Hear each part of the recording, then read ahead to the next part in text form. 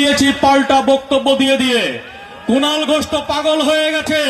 তো কুণাল ঘোষকে বলবো যে কুণাল ঘোষ, যদি আপনি জীবিত থেকে থাকেন তাহলে আপনি একবার আপনার টিভির দিকে চোখ রাখুন, কারণ এত শর্ট টাইমে কলকাতা থেকে কেন আসতে পারবেন না। আর আপনার দিদিমণি আর আপনার ভাইপো অভিষেক ব্যানার্জিকে বলুন যে মুর্শিদাবাদের বেলডাঙ্গার মাটিতে রেজিনগরের মরাদিঘিতে কিভাবে জোয়ার এসছে, সেখানে ফিরহাদ হাকিমের জামাই থেকে শুরু করে হুমায়ুন কবিরের ছেলে তারা কিভাবে জনতা উন্নয়ন পার্টিতে যোগদান করেছে একবার দেখে আসুন।